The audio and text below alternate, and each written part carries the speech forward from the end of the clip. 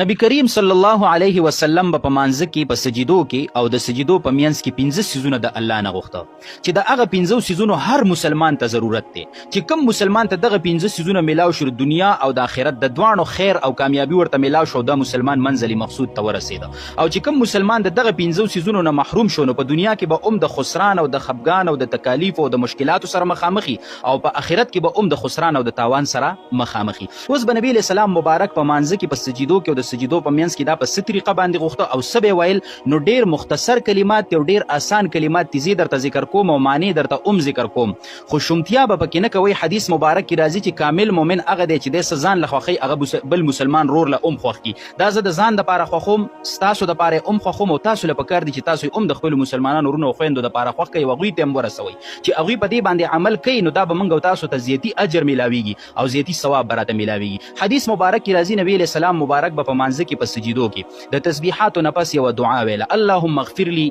ورحمني وعافني واهدني وارزقني. زه تاسو ته خیمه چې دلته په کوزه کې سمندر را بند شوی او د دنیا او آخرت چې څومره مشکلات دي د اغې نه د نجات خبره پکې ده او د دنیا او آخرت چې څومره خیر او برکات دي نو د اغې د غختلو خبره پکې ده او به خاص کر په سجده کې حدیث کې راځي چې بنده د ټولو نه زیات الله ته نږدې وي ته الله ته ډیر قریب ترين په دغه ټیم کې خپل چهره او خپل مخ در واغستو د په دې ځمکه په دې خاور باندې الله ته ولګو نو یقینا چې دغه ډیر د نسبینو خبرو ټیم دی د الله سره نو ډیر په نسبینه طریقه باندې د الله نه وغواړو په توجه سره وغواړو خپل عادت جوړ کا ته ګوره چې ستا تمام مشکلات د رزق مسلې په کور کې د بیمارو د تکالیف او د بیتفاقو د دنیا د تنگ دستۍ او د آخرت د یری او د مشکلاتو مسلې الله ستا په دې مختصرو کلماتو سره حل کوي او کني حل کوي. صحیح شو لکنه نو په نوافلو کې وایي په سجده کې د تسبیحاتو نه پس په سنتو کې وایي فرض چې ځان لکول یا په امام پسې ولاړ او مقوا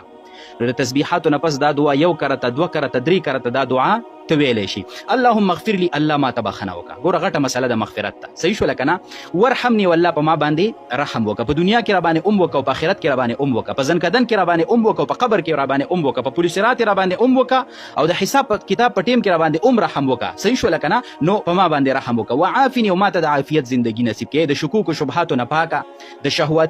شهواني ژوندۍ نه پاکه د غلط عقیدونه د نوې زمانه د هر فتنې نه پاکه عافیت چې ستوي وعافني عافیت را نصیب کا وحدني او ما ته هدایت نصیب کا پس سم لار باندې چې کوم تاسو صراط مستقیم دی الله په غي باندې روان کا او ورزقني حلال او فراخ رزق را نصیب کنو چې بخنه دې نصیب شو او رحم د باندې الله پاکو کو او عافیت زندگی دې نصیب شو د هر شر نه درته الله نجات درکو. صحیح شو لکنه او هدایت دې نصیب شو فراخ او حلال رزق درله درکو مسلمان نور ته د خدای نه سغواړي دا خو کامیابی او کامیابی شو نو دا دعاګانې دا دعا د سیم کوا او دا په سجدو کې په توجه سره واړه ته ګوره چې الله ستا مشکلات حل کوي او کني حل کوي په خپل په عمل کې راولا او نور امت ته ورسوه د اجر خبره بي وصلى الله على النبي.